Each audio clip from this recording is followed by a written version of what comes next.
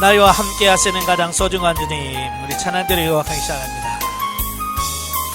나와 함께 하시는 가장 소중한 주님, 영원토록 찬양 받으실 주님.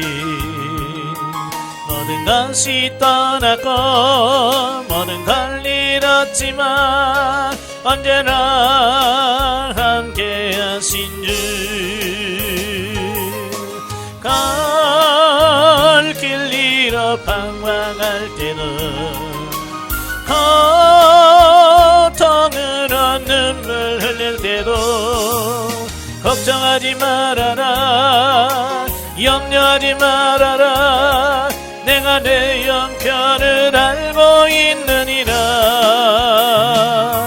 나밖에는 너를 위로할 자 없고 나밖에는 해결할 자 없나니 믿고 기도하라, 믿고 행하여라, 말씀하시는 소중한 주님. 아멘. 기도하겠습니다.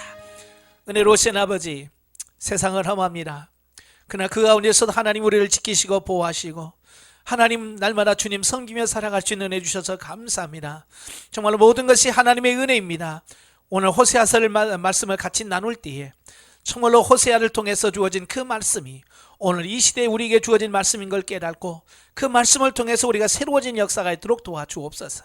시종을 주님께 맡겨오며 예수님의 이름으로 감사하며 기도합나이다. 아멘. 예, 이 시간에 우리 호세아서 3장을 보도록 하죠. 예, 교재는 86페이지입니다. 교재 86페이지 보시면 3장이 나오게 되어지는데요. 3장은 계속된 고멜의 부정과 무조건적인 사랑에 의한 호세아의 구속에 대한 말씀이에요. 1절부터 5절을 보면 부정한 아내 고멜에 대한 호세아의 구속. 이제 보면은 그 1장 2절부터 시작했던 그 부분의 종결 부분이라고 볼 수 있습니다. 부정한 아내의 고멜을 용서하는 호세아의 구속을 통해서 북이스라엘에 대한 하나님의 구속 사역을 예시해주고 있다라고 하는 거죠.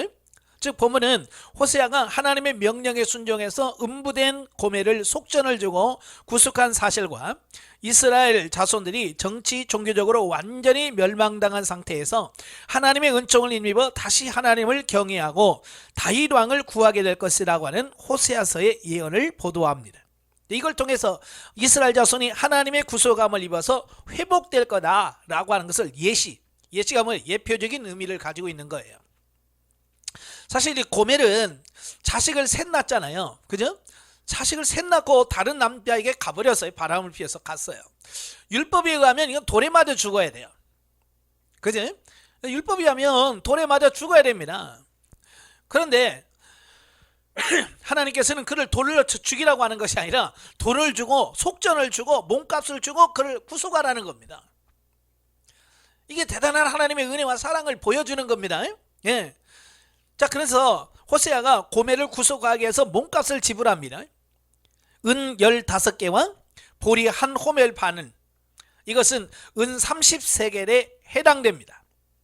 은 30세겔은 남자 노예 한 명의 몸값에 해당되는, 그러니까 여자는 싼데 비싸게 주고 사라 그 말이에요.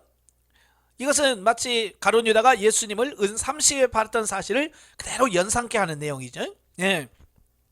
결국 이 말씀은 1차적으로는 이스라엘 자손이 포로된 곳에서 해방될 것을 예언한 것이나 궁극적으로는 예수님께서 자기 몸을 만백성의 죄를 위한 속전으로 드림으로써 하나님의 택한 백성들을 죄에서 구속하여 당신의 거룩한 신부로 맞아들일 것을 예언한 내용입니다. 그러니까 예수 그리스도의 십자가의 죽으심은 우리의 죄값을 지불하는 것을 의미합니다. 예, 이것은 우리가 그냥 공짜로 구원받은 게 아니에요. 우리 입장에서 보면 뭐야? 공짜죠. 그렇죠? 우리는 아무것도 한 짓 없어. 그러나 하나님의 입장에서는 뭐냐? 굉장한 희생이에요. 자기 사랑하는 외아들을 십자가 못 박혀 죽으시면서 그걸 죄값을 지불하시고 우리를 구원하셨다고 말이에요. 이건 뭘 의미하냐? 하나님의 사랑을 그대로 보여주는 겁니다. 이런 본문을 통해서 우리는 하나님은 자기 백성에 대한 무조건적이며 극진한 사랑을 보여주고 있습니다. 자, 고멜이 호세아와 재결할 수 있었던 원인은 호세아의 전적인 은혜와 사랑에 기인한 것이에요. 그러니까 호세아가 그 고멜을 받아주지 않았다면 어떻게 이런 상황이 되겠어요? 마찬가지로 하나님께 범죄하여 도저히 자력으로 하나님께 나아갈 수 없으며 죄의 종이 된 우리들이 하나님께 나아갈 수 있는 이유도 긍휼이 풍성하신 하나님이 자기 백성에 대한 무궁한 사랑과 전적인 은혜에 기인하는 것이다 라고 말씀드릴 수 있습니다. 이런 하나님의 사랑이 가장 극적으로 표출한 사건이 바로 십자가의 구속사건이다. 네. 우리는 정말 예수님이 죽으시면서까지 우리를 구원할 만한 가치가 있어요, 없어요? 없어요. 굳이 예수님께서 죽으면서까지 우리를 구원할 가치가 없어. 그런데도 우리를 위해서 죽으시고 우리를 구원해 주셨다는 거. 이게 뭐예요? 하나님의 사랑을 보여주는 겁니다. 즉 하나님께서는 당신의 독생자를 우리를 위한 속전으로 삼으사 십자가에 죽게 하시고 우리를 죄에서 구속해 주신 것이다 라는 겁니다. 이런 하나님의 사랑 앞에서 우리 성도들이 가져야 할 진정한 삶의 자세는 무엇인가? 그것은 바로 우리의 죄된 모습을 입술로만 회개하는 것이 아니라 우리의 삶 속에서 구체적이고 철저하게 죄악된 생활에서 돌이키면 물론 하나님을 위하여 우리의 삶을 온전히 드리는 삶을 살아야 된다. 예, 이 하나님의 은혜를 받았으면 어떻게 우리도 하나님의 은혜에 보답하는 삶을 살아야 될 거 아니에요, 그지? 예, 영적에 봅니다. 하나님은 그의 백성들이 연약하고 부족해서 반복적으로 실수할지라도 지속적으로 사랑하신다는 겁니다. 그 사랑의 메시지를 호세아 선지자를 통하여 말씀하고 있다는 거예요. 율법적으로 고멜과 같은 여인은 죽임을 당할 수밖에 없는 죄인이지만 하나님은 호세아에게 율법과 인간적인 감정을 모두 초월하여 사랑하라고 하십니다. 예, 저는 말씀드렸죠? 고멜은 누구라고요? 예, 당시 이스라엘 백성들을 상징하지만 오늘 저와 여러분을 상징합니다. 구원받을 수 없는, 용서받을 수 없는 죄를 가지고 있는 우리들을 그대로 상징합니다. 그래서 우리는 누굴 욕하면 안 돼. 그죠? 근데 우리는 서로 욕한단 말이에요. 누구는 저래 가지고 뭐가 되겠나라고. 예? 다 똑같은 사람들인데. 호세아는 자신의 감정을 초월하여 하나님의 법에 온전히 순종했다라고 하는 겁니다. 참 지난 시간에 제가 물었죠. 이런 아내가 있다면 이런 여자하고 살겠는가? 못 살겠다 그랬잖아요. 그죠? 예. 근데 이게 생명적 사랑이 없으면 이게 불가능한 거예요. 그래서 저와 여러분도 빨리 성장해서 이런 생명적인 사랑으로 우리가 살 수 있어야 돼. 아시겠죠? 다 됩니다. 안 되는 게 아니라 다 자라가게 되면, 성장을 하게 되면 그게 자연스럽게 되어 갑니다.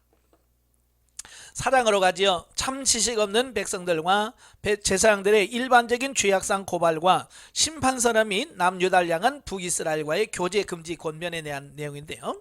1절부터 3절은 북이스라엘의 관영한 죄악상 고발과 하나님의 심판 선포에 대한 말씀이에요. 자, 1절부터 3장까지는요, 어떤 호세아의 서론적인 부분이라면, 오늘부터 본장부터는 9편의 설교로 구성이 되어 있는데요. 그 중에 첫 번째 설교에 해당되는 말씀이에요. 그 중에서 이제 도입부인데요. 즉, 본문에서 선지자는 북이스라엘 전반에 관영한 죄악상을 구체적으로 지적을 하고 있습니다.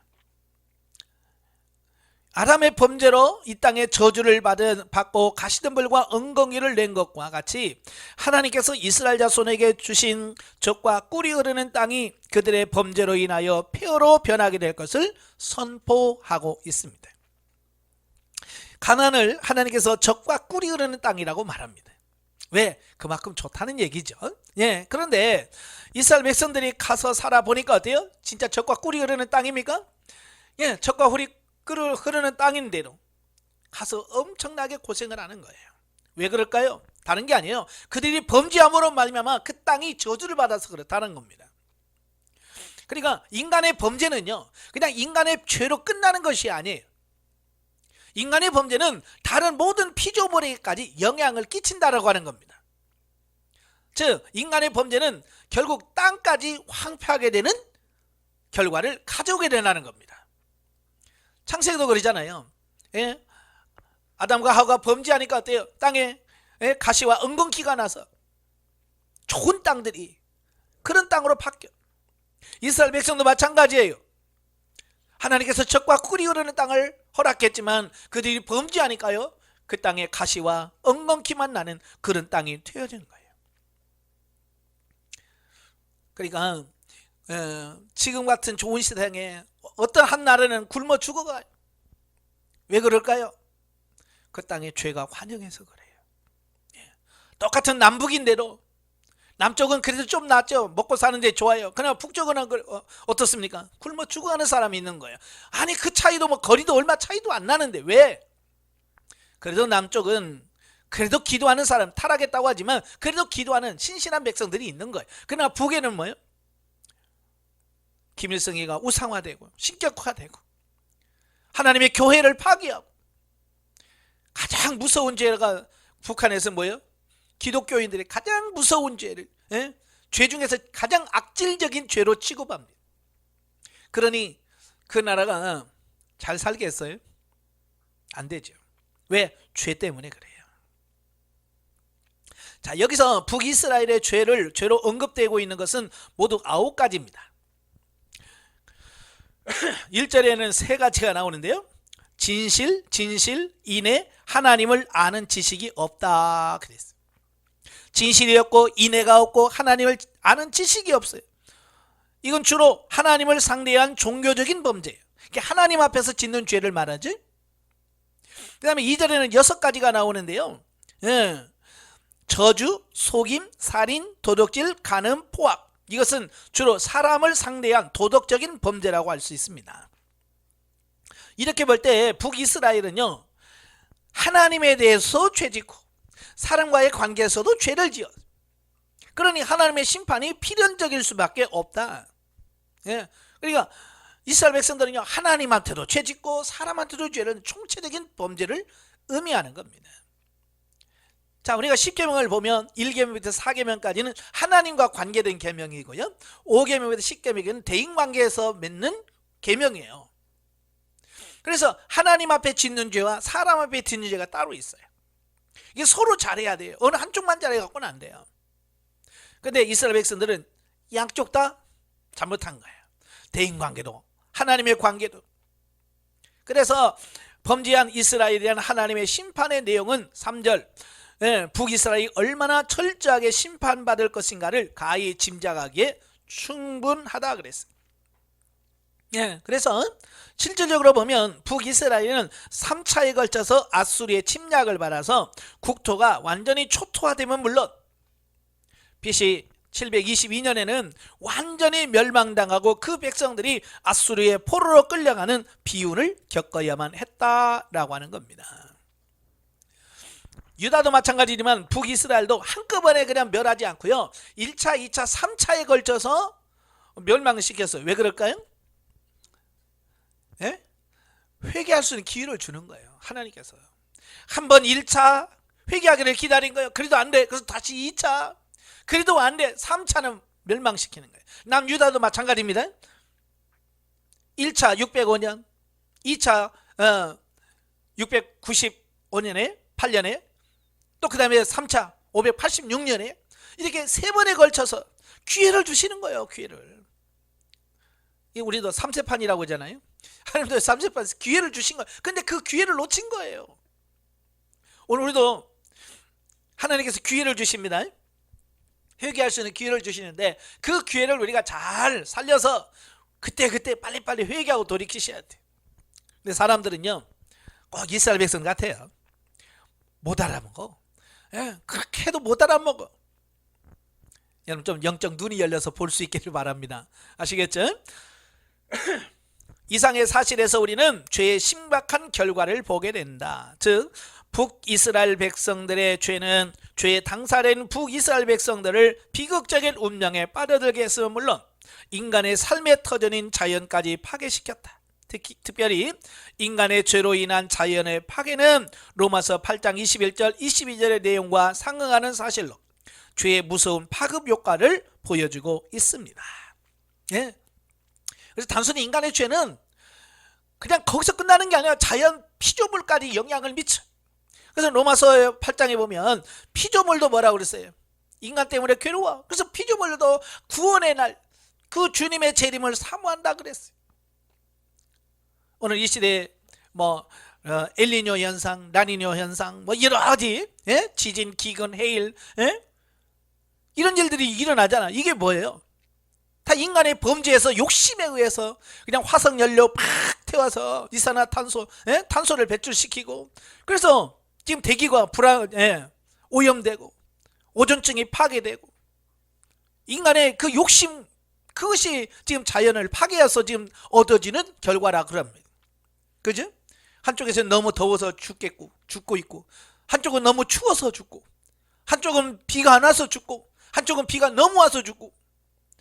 이게 인간의 탐욕에서부터 비롯된 결과라는 사실이에요. 4절부터 10절까지 보면 이스라엘 범죄와 심판의 궁극적인 원인으로서의 제사장들의 죄.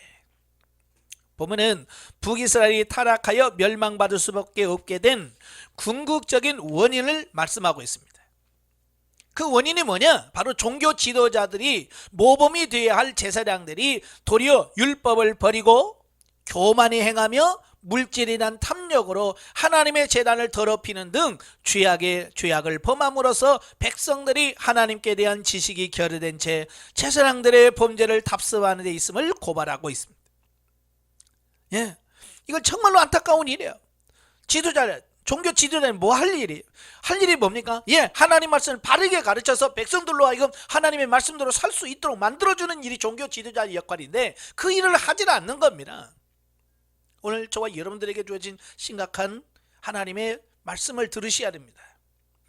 우리가 해야 할 일이 뭡니까? 하나님의 뜻을 정확하게 알려주는 겁니다. 이스라엘 백성들이 지식이 없어 망한대. 하나님은 아는 지식이 없대. 왜 없어요? 지도자들이 하나님에 대해서 바르게 안 가르쳐 주는 겁니다. 이게 지도자가 책임져야 될 부분들이에요.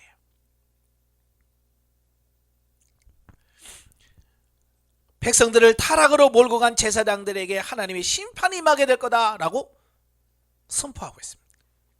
자, 이스라엘 사회에 있어서 제사장들은요, 하나님과 백성들 간의 중보자로서 성결한 삶을 살아야 했으면 물론, 백성들이 하나님 앞에 범죄하지 않도록 율법으로 백성들을 교육하고 율법을 수호해야 될 책임이 있습니다. 그거 하라고 제사장 세운 거예요. 그죠? 오늘도 마찬가지예요. 하나님께 목사 왜 세워요? 할 것 없이 노니까 야, 너 목사나 해라. 그래서 하나님 목사 준 거예요? 아니잖아요. 바로 영혼들에게 하나님의 말씀을 선포해서 그 영혼들을 바르게 인도하고 구원시키라고 목사의 사명을 주신 거예요. 이 종교 지도자들이 그때 그 사명을 잃어버린 거예요. 그럼에도 불구하고 당시 북이스라엘의 제사장들은요, 하나님과 율법을 무시한 채 자신들의 치부를 위해 사악한 행동들을 서슴없이 차행했다고 말해요. 자기가 돈 버는 일이라면요, 수단 방법을 가리지 않는 겁니다. 그래서 물건을 취해서 자기만 부자로 만들려고 노력하는 거예요. 우리가 지도자로서 가장 중요한 게 물질에 대한 욕심을 내려놓는 겁니다. 우리가 땅에서 부자가 되려고 하는 생각을 내려놓으셔야 돼요. 그 땅에서 부자가 되려고 하는 그 욕심이 들어오는 한 우리는 하나님의 말씀대로 살 수 없고 지도자로서의 사명을 감당할 수 없습니다.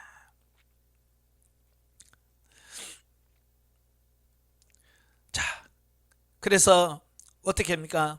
즉 그들은 백성들이 죄를 속하기 위하여 바치는 속죄 제물이 제사장들의 양식이 된다는 사실에 눈이 어두워서 백성들을 계도하고 바른 길로 이끌어야 할 본분을 망각하고 오히려 백성들이 범죄하기를 바라고 부추기는 것까지 했다라는 겁니다. 죄를 못 짓게 해야 되는데 자꾸 죄를 짓도록 만드는 겁니다. 왜 죄를 짓게 합니까? 그걸 빌미로 해서 속죄 제물 드려. 속죄 제물을 많이 드려야 뭐요? 자기의 수입이 많아지는 겁니다. 그러니까 정말 그 영혼을 위해서 하는 게 아니에요. 그들이 속죄 제물이 많이 드려져야 자기들의 몫이 많아지는 겁니다. 예, 쉽게 말하면 돈이 많이 들어오는 거예요. 그러니까 백성들로 하여금 죄를 못 지게 해야 되는데 죄를 짓도록 도리어 그들에게 죄를 지으라고 말하는 겁니다. 그리하여 백성들은 하나님이란 지식을 점차 상실하게 되었고 북이스라엘은 종교적 도덕적으로 타락의 극지를 달리게 되어 공의의 하나님의 심판을 받아 멸망을 피할 수 없게 된 것이다. 이상의 사실을 통해서 우리는 종교 지도자들의 책임의 중요성을 깨달아야 합니다. 이건 구약이나 신약이나 모든 시대를 초월해서 다 똑같습니다. 지도자가 하나님 앞에 바로 서야지. 지도자가 타락을 하게 되면 다 무너지게 돼 있습니다. 나라도 마찬가지예요. 정치하는 지도자들이 타락하면 나라 전체가 타락하게 돼요. 교회도 마찬가지입니다. 교회 지도자가 타락을 하게 되면 성도들이 타락을 하게 돼 있습니다. 지도자가 정신을 바짝 차리셔야 돼요. 11절부터 14절까지 보면 참 지식을 결의한 북이스라엘 백성들의 우상 숭배 행위 고발. 자, 보면은 제사장들의 타락과 그 책임의 망각으로 인해서 하나님께 대한 지식을 결의한 북이스라엘 백성들이 그들을 자의로 행하여 우상 숭배에 깊이 미혹되게 되어집니다. 네, 지도자들이 바르게 가르쳤더라면 그들이 우상 숭배라는 게 죄구나, 이거 하면 망하는구나, 이걸 제대로 알았다면 우상 숭배 안 할 거예요. 근데 그걸 제대로 안 가르쳐 주는 겁니다. 그러니까 그게 죄라는 걸 안 가르쳐 주니까 자의, 자기 생각대로 그냥 움직여서 우상 숭배에 깊이 미혹되어 버리는 겁니다. 왜? 제대로 안 가르쳐 주니까. 뿐만 아니라 음행을 서슴없이 자행한 사실을 보도해주고 있습니다. 제사장들이 바른 지식을 그들에게 가르쳐야 백성들이 그 말씀을 통해서 깨달아서 죄를 그칠 수 있는데 그것을 잘 안 가르쳐 주니까 백성들은 자연히 범죄에 빠지게 되는 이런 모습을 보게 됩니다. 사실은요, 이 타락한 백성들은요, 가르쳐 줘도 안 합니다. 그죠? 하나님 말씀을 가르쳐 주고 이렇게 살아야 된다라고 아무리 얘기해도 못 알아먹어, 안 살아. 근데 제대로 못 가르쳐 주면 뭐 더 그러겠죠. 그죠? 그래서 사도 바울도 디모데에게 야, 듣든지 아니 듣든지 하나님 말씀을 가르쳐라. 뻔하잖아요. 안 듣는 것, 말세에는요, 귀가 가려워서 진리를 안 듣는다는 겁니다. 사도 바울도 이미 알고 있었어요. 그럼에도 불구하고 어때요? 우리의 사명은 가르쳐야 되는 거예요. 듣든지 아니 듣든지 살든지 안 살든지 상관없이 우리는 하나님의 뜻이 이거다라고 제대로 가르쳐 줄 수 있는 그런 삶이 되셔야 돼요. 많은 목회자들이 성도들 눈치를 너무 많이 봐요. 그죠? 하나님의 말씀을 전해야 되는데 성도들 눈치를 봐서 그들이 좋아하는 것만 살살 말씀을 하고 정말 중요한 하나님 말씀을 전하지 않는다면 피차가 망할 수밖에 없다는 거예요. 신앙세계에서 중간지대란 존재할 수 없다. 따라서 하나님을 섬기지 않는 자들은 비록 그 형태는 다르다 할지라도 필연적으로 우상을 숭배하기 마련이다. 그와 같이 하나님에 대한 지식을 결여한 북이스라엘 백성들은 자연히 우상 숭배의 길을 걷게 되어집니다. 네, 하나님을 제대로 모르면 다 우상 숭배에 빠지게 돼 있습니다. 오늘날도 마찬가지예요. 성경을 바르게 알지 못하면 잘못된 길로 빠지게 되어 있습니다. 나아가 그들은 가나안의 우상들 곧 바알이나 아세라 등에 대한 숭배 의식에서 필연적으로 동반되었던 육적 음행까지도 자행하기에 이르릅니다. 왜냐하면 그때 당시 이 가나안의 종교들은요, 그 우상 숭배와 이 성적인 타락은 같이 가요. 같이 움직인단 말이에요. 그러니까 우상 숭배만 한 게 아니라 우상 숭배를 함으로 말미암아 음행까지 빠지게 돼요. 그 도덕적인 부분까지도 타락하게 되는 어떤 그런 원인이 바로 거기 있다 그 말이에요. 자, 여기서 우리는 종교적 타락과 도덕적 타락이 어떻게 연결되는지를 잘 볼 수 있다. 즉 종교적 타락은 도덕적 판단 능력을 상실하게 함으로써 필연적으로 도덕적 타락까지 동반하게 되는 것이다 라는 겁니다. 그러니까 이슬람 국가들을 쭉 보면 그렇잖아요. 지금 들려오는 이런 나라들의 소문들을 보면 그래요. 여자들 상품화하죠. 그래서 막 납치하고, 예? 그래서 엄청나게 많은 지금 혼란이 일어나고 있습니다. 그게 뭐냐, 종교적인 부분에서 선을 정확하게 그어주지 않으니까 그런 거예요. 그걸 가르쳐 줘도 안 되거든요. 그지? 그걸 정확하게 가르쳐 줘도 안 되는데 그 기준이 모호하니까 타락할 수밖에 없는 어떤 이런 부분들을 보게 돼. 저와 여러분들은 성도들에게 뭐가 진리이며 하나님을 어떻게 섬겨야 되는지를 바른 진리 지식을 바르게 가르쳐 줄 수 있는 우리가 돼야 됩니다. 아시겠죠? 자, 15절부터 19절까지 보면 남유다를 향한 북이스라엘과의 교제 금지 권면입니다. 보면은 이제 북이스라엘의 그 우상숭배 행위를 지적하면서 남유다로 하여금 북이스라엘의 가증한 행위를 본받지 말 것과 그들과의 교제를 금하기를 당부하고 있다. 그러니까 앞에 서론에서 언급한 바와 있거니와 호세아는요, 남유다에 대한 기대가 매우 컸습니다. 그래서 그가 처음에 소개할 때는 북이스라엘 왕이 있지만 남유다 왕부터 쭉 설명을 하잖아요. 왜? 그만큼 남유다에 관심이 많다는 얘기예요. 왜냐? 바로 남유다에는 하나님의 성전이 있었습니다. 그지? 남유다 예루살렘에는 성전이 있었습니다. 그리고 신본주의적 정통성을 지닌 다윗 왕통이 계승되고 있었습니다. 예, 전통이 뭐예요? 영적인 그 계통은 다윗의 후손을 통해서 계속 왕이 되는 거예요. 이게 정통성이란 말이에요. 근데 북이스라엘은 계속 왕가가 뒤집어지고 쿠데타를 통해서 바뀌고, 자, 이런 걸 보면 정통성이 없는 거죠. 예. 물론 그의 이런 남유다에 대한 기대는 다윗 가문에서 이스라엘 백성들이 고대하는 메시아가 나실 거라는 것을 확신한 까닭이었다. 예. 그래서 다윗의 자손에서 메시아가 올 거라는 겁니다. 이걸 분명히 아는 거예요. 그래서 남유다에 관심이 있었던 거예요. 뭐 남유다가 특별히 잘 살아서가 아니에요. 그리하여 호세아는요, 북이스라엘 출신의 선지자이지만 비록 북이스라엘이 범죄하고 멸망할지라도 남유다만큼은 죄를 범치 않음으로써 끝까지 보존되기를 바랐다는 겁니다. 그러나 남유다는 이러한 호세아의 간절한 권면과 소망에도 불구하고 북이스라엘보다 그 시기가 조금 늦추어졌다고는 하나 결국 북이스라엘의 죄악을 탑승함으로써 북이스라엘이 아수르에 의하여 멸망한 때로부터 겨우 한 세기,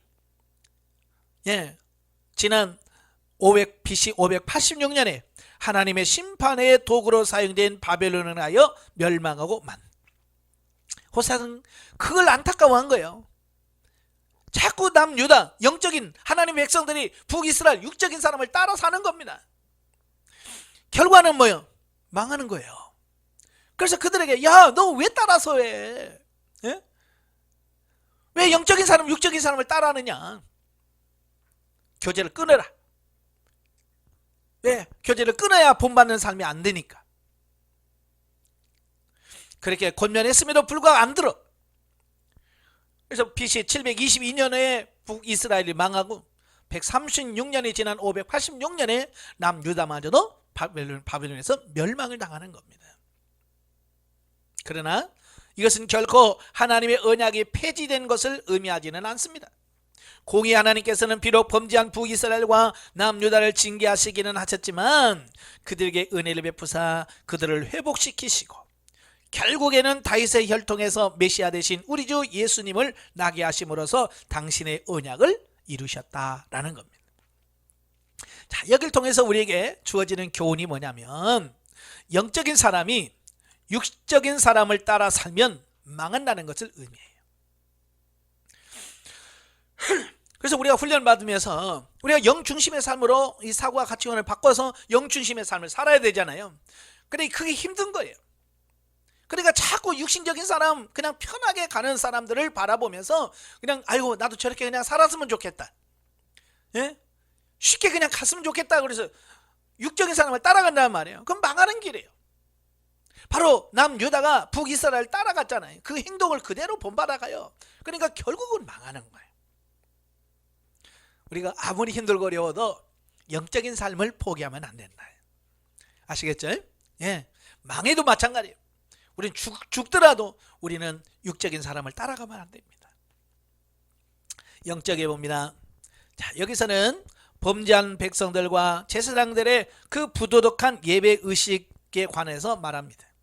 우리가 영적으로 장성하고 성숙하지 않으면 율법적이고 형식적인 예배가 되기 쉽고 예배와 삶이 일치될 수 없다.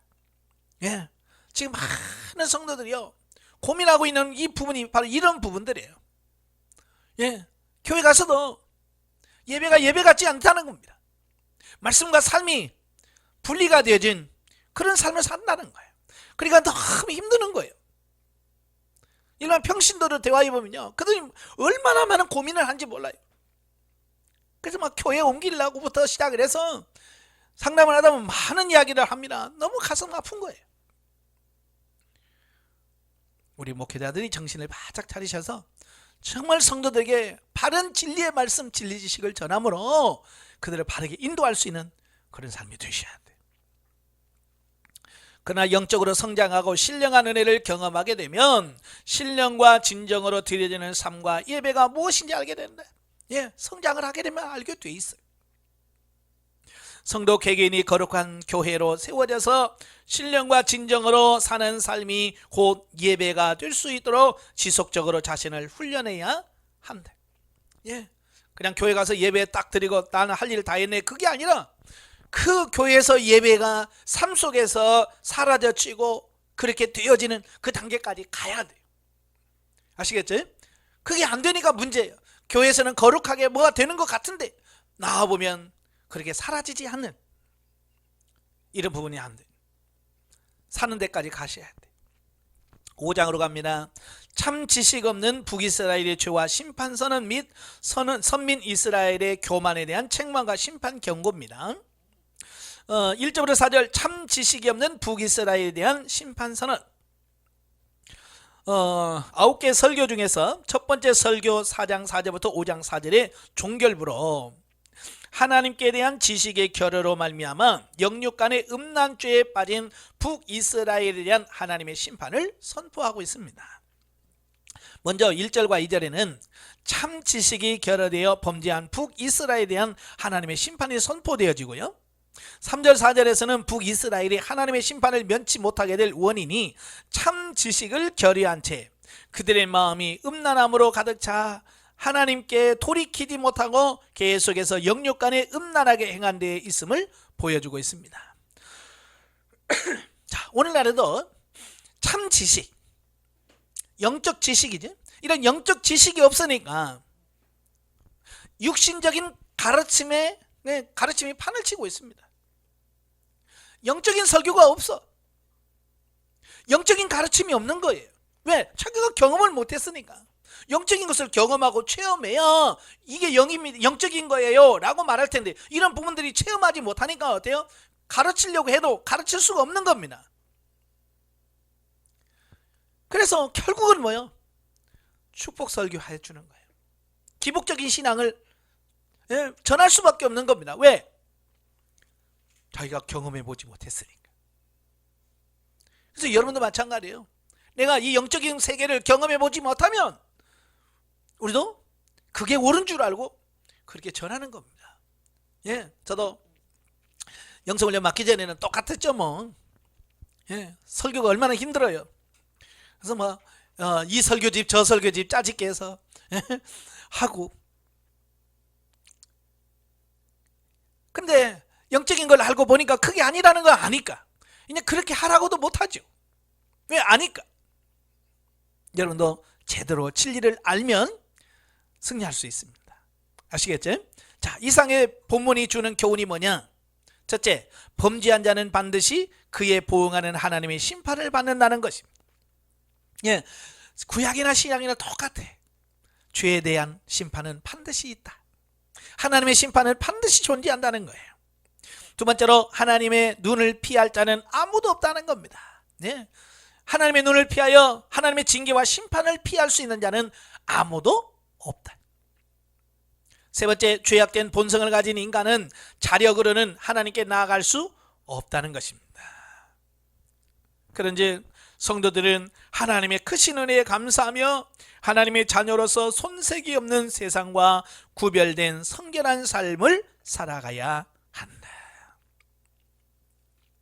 자, 5장 5절부터 6장 3절까지는 선민 이스라엘의 교만에 대한 책망과 심판의 선포를 심판 경고를 하고 있는데요. 자, 9편의 설교 중에서 두 번째 설교에 해당되는 부분으로서 북이스라엘과 남유다 곧 선민 이스라엘 전체의 교만의 죄를 지적하고 그에 대한 하나님의 심판을 선포하고 있습니다. 여러분, 하나님은 교만을 진짜 싫어해요. 예? 그래서 교만은 패망의 선봉이라고까지 말씀하잖아요. 예? 그래서 절대 우리는 교만하면 안 됩니다. 예? 그 교만이 뭐냐? 하나님 없어도 내가 할 수 있어요 라고 하는 자체가 교만이에요. 우리는 하나님의 은혜로 사는데 하나님의 은혜가 아닌 내 힘과 내 어떤 능력으로 산다라고 생각하는 그 자체가 교만이고 그게 타락의 원인이 되는 거예요. 자, 5절부터 7절까지는 교만한 북이스라엘과 북이스라엘의 죄를 답습한 남유다가 하나님의 심판을 받아 멸망될 것을 예언해주고 있고요. 8절부터 15절에서는 교만한 북이스라엘과 남유다가 교만죄로 인하여 받게 될 심판의 양상을 예언하고 후반부 6장 1절부터 3절에서는 하나님의 징계를 통하여 북이스라엘과 남유다의 남은 자들이 자신의 잘못을 깨닫고 회개하여 하나님께 돌아올 것을 예언해주고 있습니다. 그래서 교만한 자들은요, 그대로 놔두면 스스로가 내가 교만했구나 이걸 몰라요.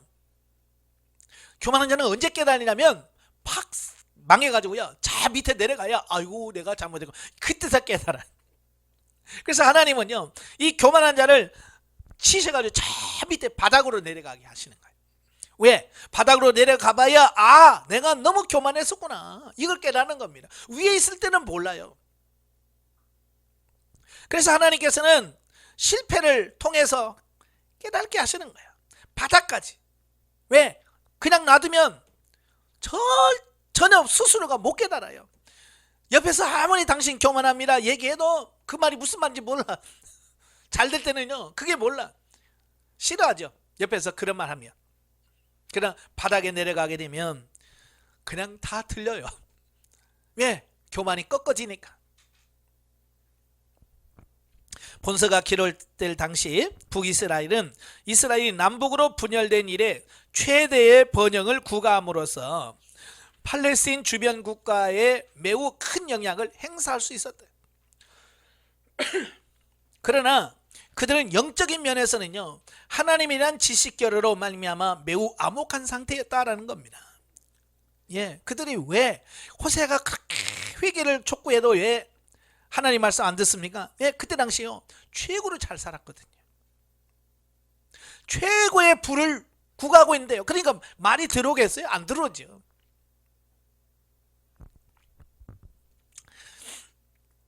그래서 결국 하나님에 대한 무지한 그들은 자신들의 번영이 모두 자신들의 노력에 의하여 이루어진 것으로 알고 하나님 앞에서 매우 교만하게 된다는 겁니다. 예, 다 하나님이 주신 건데, 그죠? 우리도 모두 마찬가지예요. 내가 잘나서 똑똑해서 된 게 아니에요. 제가 지금 누릴 수 있는 모든 것은 하나님께서 거저 주신 거예요. 이에 하나님께서는 그들을 멸하실 것을 거듭거듭 말씀하신 것이다. 한편 남유다는요, 북이스라엘에 비해서 비교적 덜 완악하기는 했지만 그들 역시 북이스라엘의 죄악을 그대로 탑습하게 됩니다. 그리하여 북이스라엘과 남유다는 하나님의 심판의 도구로 사용된 아수르와 바벨론에 의하여 BC 722년과 BC 586년에 각각 멸망당하고 맙니다. 그래서 이 본문에서 주는 교훈이 뭐냐? 첫째, 하나님에 대해 무지한 자는 교만할 수밖에 없고 결국 심판을 피할 수밖에 없다는 겁니다. 예, 하나님에서 모르는 사람들은 교만해질 수밖에 없습니다. 그래서 교만하다 보니까 또 하나님의 심판을 받을 수밖에 없는 거예요. 그러니까 이게 악순환이 계속 반복이 되어지는 겁니다. 그래서 그 악순환을 끊는 방법이 뭐예요? 예, 하나님에 대해서 정확하게 가르쳐 주는 겁니다. 우리가 하는 하나님은 이런 분이야 라고 정확하게 성도들에 가르쳐서 아 그렇구나 라고 해서 성도들이 그걸 깨닫는 순간 그 악순환의 고리가 끊어지는 겁니다. 두 번째로 하나님의 종말론적 심판의 점진성과 확실성을 깨닫게 해야 된다. 예, 하나님의 심판이 반드시 있다는 걸 우리가 바로 전해 주셔야 됩니다. 세 번째, 하나님의 자기 백성의 징계 목적을 보게 된다. 즉 하나님께서는 자기 백성을 징계하는 목적은 그들의 멸망에 있는 것이 아니라 그들로 하여금 죄악을 깨닫게 하고 돌이키게 하기 위해서 징계를 허락하신다라는 겁니다. 예, 죽이는 게 목적이 아니에요. 심판의 목적이 아니에요. 그 징계를 통해서 우리로 하여금 회개하고 구원에 이르도록 하려고 하는 것이 하나님의 징계의 목적인 거예요. 그러므로 성도들은요, 고난에 처할 때 낙담하거나 하나님을 원망하기보다는 그것이 자신에 대한 사랑의 증거임을 깨닫고 자신의 모습을 돌아보고 회개하며 하나님께 감사하는 삶을 살아야 합니다. 예, 성도들 보면 그래요. 육체 질병에 들어서 고통스럽잖아요. 그냥 굉장히 실망해요. 예, 마치 하나님께서 자기를 버린 것처럼. 그런데 여러분, 그때 하나님 당신을 버렸어요 라고 말하면 안 돼요. 사랑하기 때문에 그런 징계를 주신다. 아시겠죠? 왜냐하면 죽이려고 하면 굳이 그런 질병 아프게 할 필요가 없잖아요. 그냥 일로 와 그러면 가잖아. 근데 왜 하나님께서는 그냥 그 영혼을 불러가지 않으시고 육체의 고통을 주십니까? 나는 당장 너를 데려가고 싶은 마음은 없어. 네가 회개하기를 원하는 거야 라는 그 하나님의 마음이 거기 있는 거거든요. 그래서 그걸 전해줄 수 있어야 돼요. 그래서 회개하도록 하셔야 돼요. 자, 영적에 봅니다. 세상에 있는 모든 것이 일시적으로 인간을 풍요롭게 하고 윤택하게 하는 것 같아도 영적인 존재인 인간을 만족시킬 수도 참 유익이 될 수도 없다. 예. 육신적인 것이 아무리 잘 돼도 그건 영적인 것이 될 수가 없어요. 육은 육이요, 영은 영인 거예요. 아시겠죠? 근데 많은 사람들이 육신적인 것을 마치 영적인 것을 착각해요. 그래서 부자가 되면 그냥 하나님께서 복 주신 걸로 착각한다고 말이에요. 전혀 아닙니다. 예. 때문에 하나님은 참된 유익이 될 수 없는 세상의 허무한 것에 소망을 두지 않도록 우리의 사고와 가치관을 변화시키기 위해서 삶 속에서 순간순간 심판하시는 겁니다. 자, 여러분, 애기들 보면 어때요? 그냥 뭔지 모르고 그냥 무조건 입에다 집어넣죠. 한 살 정도 되면, 한 살 좀 안 되기는 뭐든지 잡으면 입으로 들어가. 그죠? 이게 해로운 건지 좋은 건지. 근데 몸에 나쁜 걸 입에 들어가면 부모는 어때요? 바로 뺏어버리죠. 왜? 그게 몸에 해롭거나 몸에 다칠 수 있는 가능성이 있으면 과감하게 아기가 아무리 울어도 안 돼! 뺏어버리는 겁니다. 왜? 그래야 아기가 잘 돼야 잘 되는 거거든요. 마찬가지예요. 하나님도 우리에게 유익되지 않는 것이 있다면 과감하게 하나님께서 어때요? 빼버려요. 뺏어버립니다. 물질을 줬다. 물질이 나에게 도움이 안 된다. 뺏어버려요. 건강을 줬다. 그게 영적인 삶에 이게 도움이 안 되고요. 건강하는 것 때문에 더 하나님과 멀어진다. 건강 뺏어버립니다. 아시겠죠? 예. 그래서 우리의 가치관을 빨리빨리 바꾸셔야 돼. 그리고 빨리빨리 처리해야 돼. 뭐가 영적인 성장에 방해가 되는 것인지 빨리 처리하시기를 바래요. 6장으로 갑니다. 선민 이스라엘 회복과 인애 없는 북이스라엘 도덕적 죄에 대한 책망과 심판 경고입니다. 총 9편의 설교 중에서 세 번째 설교인 6장 4절부터 7장 7절의 계시 부분인데요. 선민 이스라엘의 도덕적 타락과 사회적 불의와 근본 원인인 이웃에 대한 인애 결핍에 대한 책망을 한 후에 북이스라엘 도덕적 사회적 죄악상의 구체적인 신뢰로 길르앗 및 세겜 성읍 제사장들의 폐역함을 제시하고 있습니다. 그러니까 하나님의 택한 이스라엘 백성들은요, 하나님의 언약 백성으로서 마땅히 하나님을 진심으로 사랑해야 되고 이웃을 사랑해야만 돼요. 이건 하나님의 택한 백성들 누구나 해야 돼요. 이게 하나님 사랑, 이웃 사랑, 율법의 핵심이잖아요. 예, 성경의 핵심이고 가르침이에요. 왜냐하면 하나님의 사랑은 삶 속에서 이웃에 대한 헌신과 사랑으로 입증되어진다. 이웃을 왜 사랑해야 되느냐? 이웃 사랑은 결국 내가 얼마나 하나님을 사랑하는지를 보여주는, 입증하는 방편이에요. 그러니까 이웃을 사랑하지 않는다는 것은 결국 하나님도 사랑하지 않는다는 얘기예요. 바로 요한일서 4장 20절에서 분명히 말씀하잖아요. 예? 보이는 형제를 사랑하지 못하면서 보이지 않는 하나님을 사랑할 수 없다. 이건 거짓말이다. 그러나 하나님에 대한 지식을 결여한 북이스라엘 백성들은요, 하나님을 사랑할 줄을 몰랐습니다. 그들은 하나님을 예배하되 형식적인 제사를 드릴 뿐이었습니다. 왜? 모르니까. 어떻게 해야 되는지를 모르니까 그럴 수밖에 없었던 거죠. 이런 그들의 하나님께 대한 패역함은 이웃에 대한 포악함으로 나타납니다. 예, 하나님에 대해서 제일 모르니까 그것이 뭐예요? 이웃을 해하고 이웃을 해악하는 어떤 이런 걸로 포악으로 나타난다는 겁니다. 오늘날도 마찬가지예요. 교회 다니고 신앙생활 한다고 하면서 어때요? 거짓말은 거짓말 다 하지, 사기란 사기는 다 치고 있지. 예? 그러고 있잖아요. 그런 모습을 보니까 결국 그들도 하나님을 진짜 모르고 있구나. 목사가 돼도 모르면 이럴 수 있고요, 권사 장로가 돼도요 모르면 그럴 수 있습니다. 그 대표적인 사례를 제시해 줍니다. 바로 길르앗 및 세겜 성읍의 제사장들의 포악함이다. 여러분, 길르앗이나 세겜은 어떤 곳이냐면요, 부지 중에 살인한 자를 보호하기 위한 도피성으로 지정된 성읍입니다. 그래서 주변에는 제사장들과 레인들이 거주했고요. 그런데요, 이처럼 자비를 베풀어야 될 성읍이 도리어 인본주의적 탐욕에 눈이 어두워서 제사장들에 의하여 사람을 죽이는 일을 도모하는 장소가 됩니다. 사람을 살리는 장소로 세워놨는데 도리어 거기서 죽이는 모의를 하는 겁니다. 행악을 위하여 당을 지어 무리를 이룬 자들의 거처가 되고 맞았다는 겁니다. 이처럼 사람을 보호해야 될 도피성이 살인과 행악의 장소로 돌변했습니다. 여러분, 도피성이 그 정도였다면 다른 곳이야 뭐 말할 수가 없지요. 오늘도 마찬가지예요. 교회는 가장 정직하고 교회가 바르게, 세상에 가장 옳은 것이 교회가 되는, 교회 안이 타락해버렸으니, 그렇잖아요. 교회가 타락했으니 세상은 얼마나 타락하겠어요.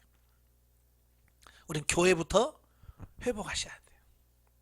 여러분이 교회부터 영적으로 도덕적으로 회복하는 그런 삶이 돼야 됩니다. 실로 호세아 당시의 북이스라엘은 이내라고는 찾아볼 수 없는 무법천지의 사회가 되어버렸다는 겁니다. 영적에 봅니다.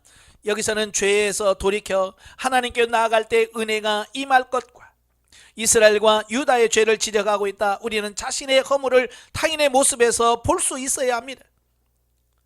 즉 우리를 대적하는 자를 통하여 권면하는 자의 말을 통하여서 자기를 돌아볼 수 있어야 한다는 말입니다.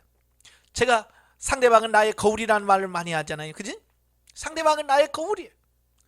그래서 죄 짓고 있는 사람 모습 속에서 내 모습을 볼 수 있어야 돼요. 그래야 그 사람은 무조건 책망하지 않습니다. 저주하지 않아요. 나는 아닌 것처럼 그냥 범죄한 사람 무조건 그냥 징계하고 저주하고, 그 모습 속에서 나를 봐야 돼. 아, 내 모습이 저런 모습이구나. 그리고 나에게 충고해주고 권면해주는 사람의 말을 통해서 나를 봐야 돼. 사실은요, 내가 나를 제일 잘하는 것 같은데 사실은 제일 모르는 게 나예요. 그렇잖아요. 지금 제가 제 모습을 잘 알겠어요? 여러분이 제 모습을 잘 알겠어요? 지금? 여러분이 더 잘 알죠. 나는 나를 잘 못 봐. 그죠? 근데 여러분은 나를 이렇게 보니까 뭐 머리가 잘못됐는지 옷이 어떤지 다 알잖아요. 다 보이잖아요. 그러니까 그 사람, 보이는 사람이 얘기해주면 그 사람의 말이 맞는 거지. 그렇잖아요. 만약에 제가 머리가 막 흥그러졌어요. 나는 몰라. 내 머리가 보입니까? 예? 근데 아이고 목사님 머리가 흥그러졌네요. 아 그래요? 그래서 그 말을 들어서 내 머리가 흥그러졌구나 이러면 알면 되는데, 흥그러져서 뭐가 잘못 봤어 이러면 됩니까? 말이 안 되지. 그러니까 나에게 권면해 주는 사람의 말을 들을 수 있어야 되는데 요즘엔 너무 그래서 권면해 주는 사람의 말을 안 들어. 징그럽게 안 들어. 그래서 권면하는 사람의 말을 들을 수 있는 사람이 돼야 돼. 더욱 중요한 것은 깨닫는 것으로 그치지 말고 우리의 언행심사를 고쳐서 죄에서 돌이켜야만 한다는 것이다. 그랬을 때 징계 후에는 치유되는 은혜를 알고 하나님을 아는 지식이 더해간다라는 겁니다. 예. 그래야 변화가 되는 거예요. 징계 후에 바뀌어요. 근데 모르면 맞아도 왜 맞는지를 모르면 못 고치는 겁니다. 누가 뭐라고 해도 뭐라고 하는 줄 왜 나한테 왜 자꾸 그래? 그 모르면 고칠 수가 없어. 알아야 돼. 아시겠죠? 자, 7장으로 가죠. 인애 없는 북이스라엘의 도덕적 죄상과 이스라엘과의 혼잡에 관한 책망과 심판 경고입니다. 1절부터 7절 인애 없는 이스라엘의 도덕적 죄상. 자, 보면은 세 번째 설교의 종결 부분으로서 6장에 이어서 인애가 없는 이스라엘의 도덕적 죄상을 보도하고 있습니다. 즉 보면은 북이스라엘이 인애가 없는 결과로 암흑의 혼란으로 빠져들어서 마침내 내란과 내란이 거듭되어 결국 멸망할 수밖에 없는 상황에 처하게 된다라고 보도하고 있습니다. 이미 앞달락에서 지적한 바와 같이 인애를 상실한 북이스라엘의 사이는요 이제 무법천지가 됩니다. 그래서 자비의 도성이 돼야 될 도피성이 죽음의 도성이 되고요, 밤중에 도둑질하는 풍조가 노골화되어 있는가 하면 백주에 때를 지어 습격하는 무리들이 횡행했다는 겁니다.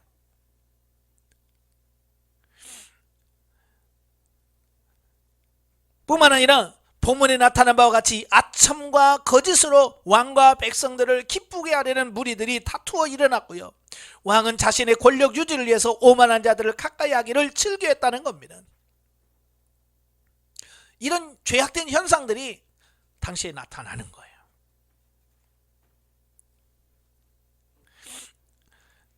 결국 북이스라엘 사이는 민심이 흉흉해지고요, 내란이 거듭 일어날 수밖에 없었다라고 하는 사실입니다.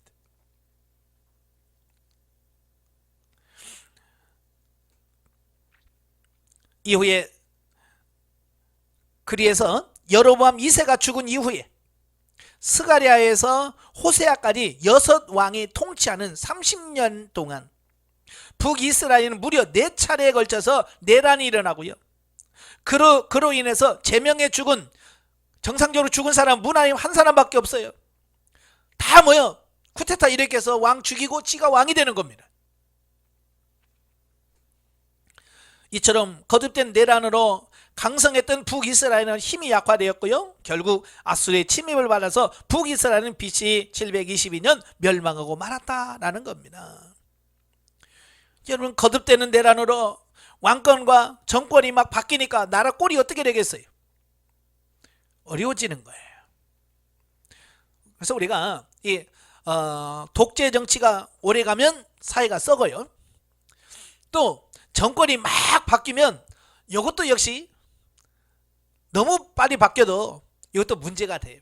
적당한 선에서 여당이 야당이 됐다가 또 야당이 여당 됐다가 이렇게 좀 이렇게 뒤집어져야, 조금씩 뒤집어져야 어때요?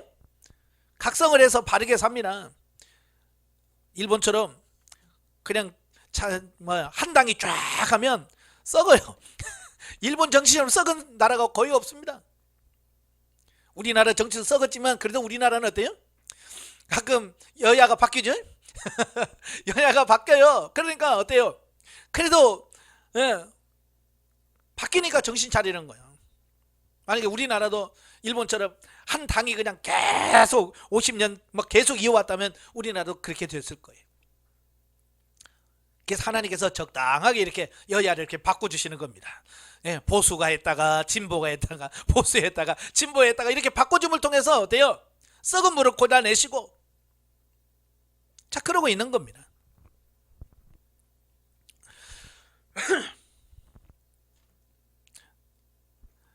이러한 사실에서 우리는 하나님을 떠난 사회의 부패상과 비극적 종말을 보게 됩니다.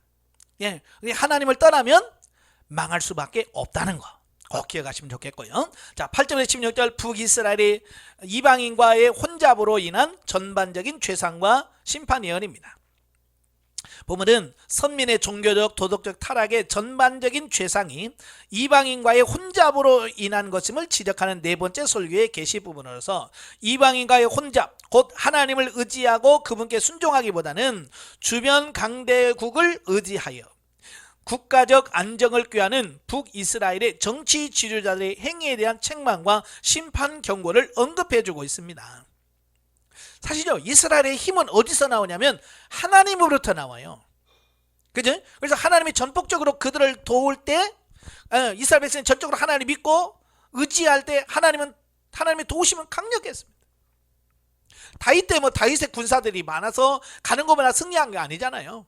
그죠? 하나님이 도우셨기 때문에 승리한 거예요. 그 이유도 마찬가지예요. 그런데 시간이 갈수록 그들은 하나님만 의지하는 것이 아니라 자꾸 사람을 의지하는 거예요. 그래서 사람을 의지할수록 어때요? 힘이 점점 약해져 가는 겁니다. 우리도 마찬가지. 정말 하나님을 신뢰하고 나갈 때 가장 힘이 하나님으로부터 공급이 돼서 여러분 승리할 수 있습니다. 그런데 목회자가 자꾸 사람 눈치 보고요. 그죠? 사람 눈치 보고 성도들 눈치 보고 그러면 하나님이 함께하지 않으셔요. 결국 교회 문 닫아요. 우리의 힘은 하나님으로부터 오는 거예요. 그래서 우리가 하나님을 절대적으로 신뢰하고 나가야 됩니다. 그런데 이스라엘 백성은 자꾸 어때요? 자꾸 주변에 있는 나라를 도와서 우리 좀 도와줘요. 하나님을 의지하냐고 자꾸 강대국을 의지하냐. 그래서 결국 강대국에 의해서 망하는 거예요. 자, 이스라엘은 본래 하나님께서 당신의 소유물로 삼아 이 세상에서 거룩한 제사장 나라가 되도록 하기 위해서 만민 중에서 구별하여 세운 민족인 거예요. 그러니까 이스라엘의 존재 자체부터 달라요.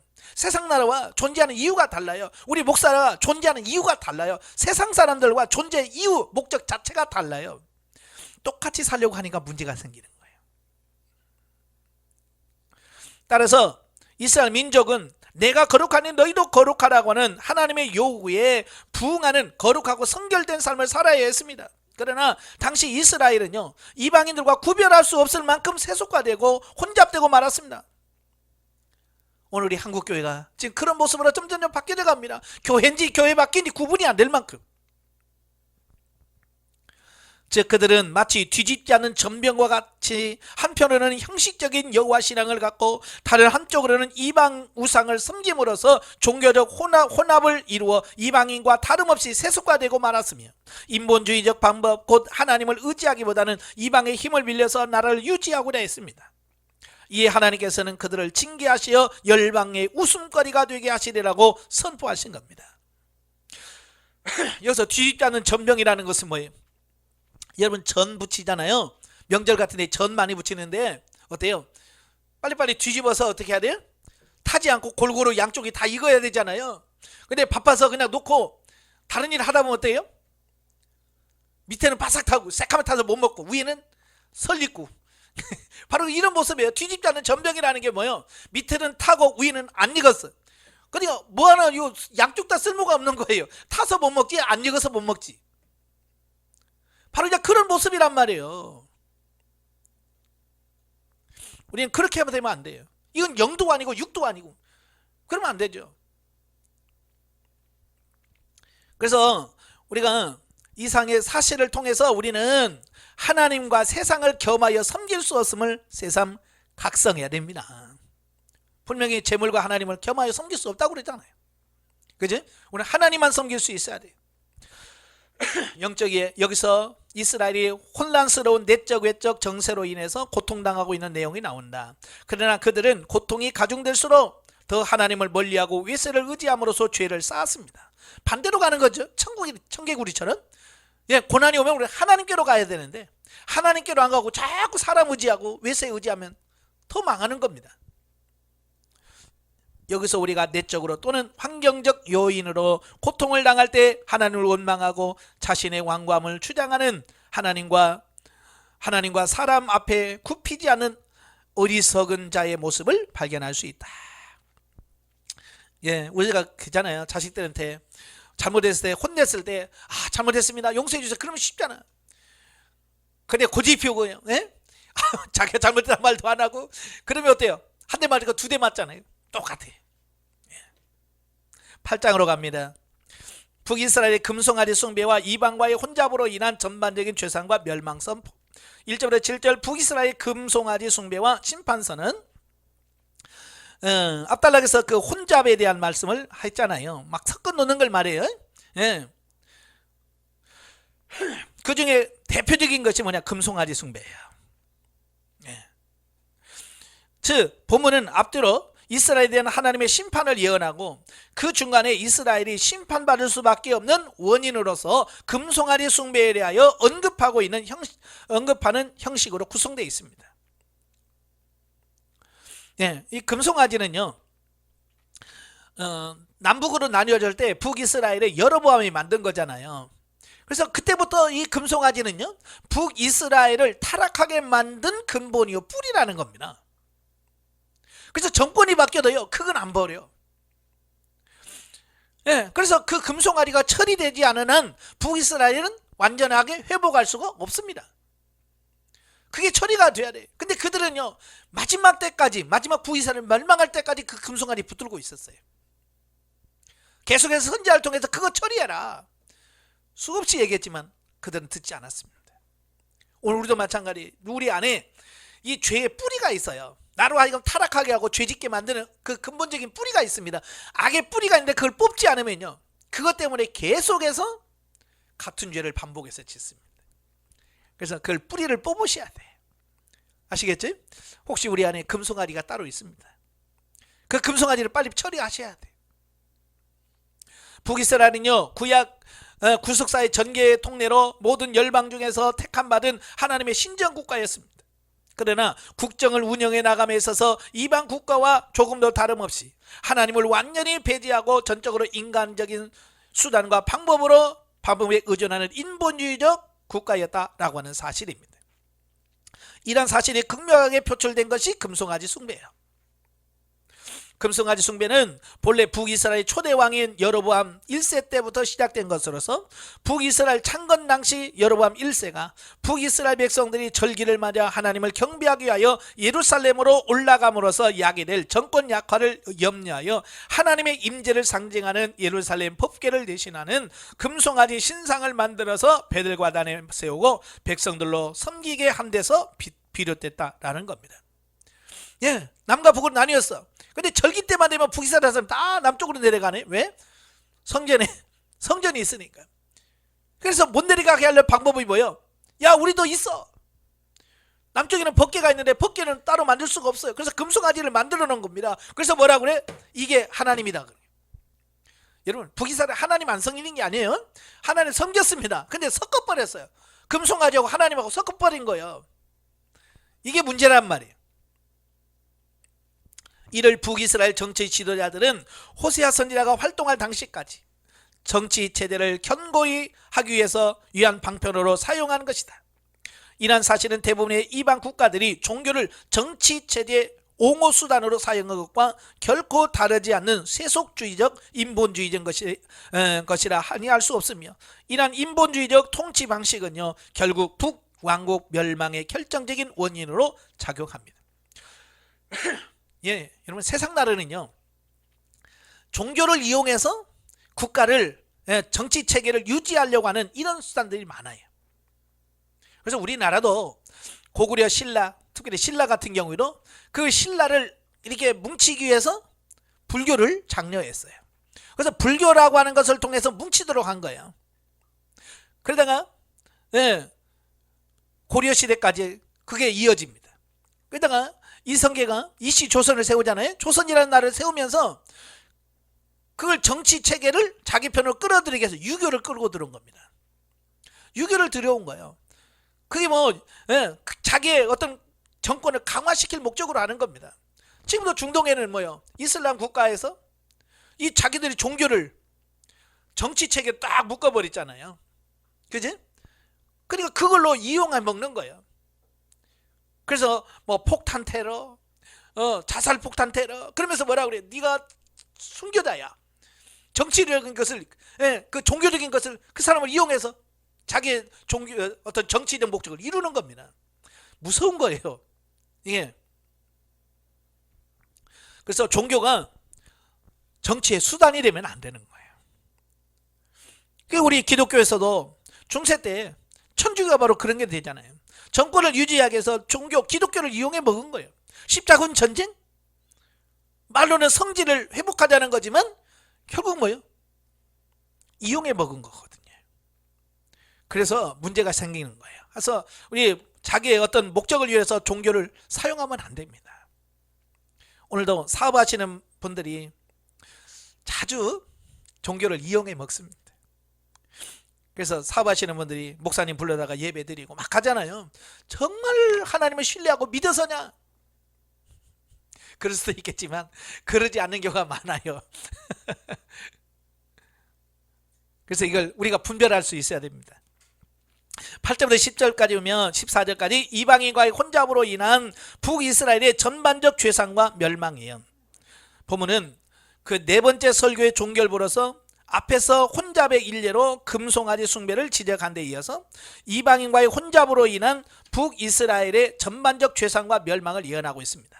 먼저 8절부터 10절까지에서는 북이스라엘에 대한 하나님의 심판이 이미 시작되었음과 북이스라엘이 자신들에게 닥친 위기, 곧 하나님의 징계를 모면하기 위하여 열방의 힘을 빌리고자 하나 하나님의 심판에서 결코 피할 수 없다는 사실을 선포하고 있습니다. 예, 우리가 하나님의 심판을 이길 수 있는 방법은 회개하고 돌아오는 길밖에 없어요. 다른 방법이 없습니다. 또 11절부터 14절에서는 북이스라엘이 하나님의 심판을 모면하기 위해서 율법에 근거하지 않은 많은 제단을 만들어서 제사를 드렸지만 이것은 지극히 인본주의적 발상으로 결국 죄만 더함으로써 하나님의 심판을 받아 왕국은 멸망하고 그들은 이방에서 포로로 끌려가 노예 생활이 하게 되는 것임을 선포하고 있습니다. 예, 그러니까 하나님의 심판을 피하기 위해서 인위적인 방법으로 제사만 막 성전을 더 많이 짓고 제단을 많이 쌓고 막 예배만 많이 드려. 그런다고 해서 이게 되는 거 아니에요. 근본적인 변화가 있어야 되는 거예요. 이런 보면은요, 북이스라엘이 아수르의 멸망함으로써 그대로 성취가 되죠. 그래서 북이스라엘은 무나헴 왕이 당시 하나님의 징계의 도구로 사용된 아수르의 침공 조짐을 보이자 은 1,000달란트의 조공을 바침으로써 직면한 위기를 모면하고 이에 애굽의 힘을 빌려서 나라를 유지하려고 했지만 이후 아수르의 세 차례에 걸친 침공에 믿었던 애굽의 조롱을 받으면서 결국 BC 722년에 멸망당하고 백성들은 아수르의 포로로 끌려가 노예 생활을 하게 되었다라는 겁니다. 인간적인 방법은 안 통합니다. 사실 이런 사실을 통해서 많은 교훈을 주는데요. 첫째, 한 번 정해진 하나님의 심판은 결코 돌이킬 수 없다는 겁니다. 회개하지 않는 한 하나님의 심판을 막을 방법이 없어요. 두 번째, 하나님의 징계를 인위적인 방법으로 모면하고자 하는 것은 하나님의 주권과 권위에 도전하는 행위로 하나님의 진노를 더할 뿐이라는 거예요. 회개해야지. 인위적인 방법으로 수단으로 하면 더 하나님의 분노를 가져올 수밖에 없습니다. 세 번째, 하나님은 당신의 백성이 당신보다 세속적인 것, 곧 세상의 권력, 재물, 과학 등을 더 의지할 때 세속적인 것들에 대하여 것들을 들어 징계 도구로 사용하신다는 것을 교훈합니다. 다시 말해서 내가 믿고 의지하는 것들을 통해서 하나님은 망하게 하시고, 쉽게 말하면 돈을 의지하면 돈을 통해서 망하고, 예? 사람을 의지하면 사람을 통해서 망하게 하고, 그런즉 성도들은 오직 하나님만이 우리의 피난처시요 구원자시요 힘이 되심을 명심하여 하나님만을 의뢰하는 삶을 살아야 합니다. 아멘. 예, 우리는 전적으로 하나님만 믿으시고 따르시길 바래요.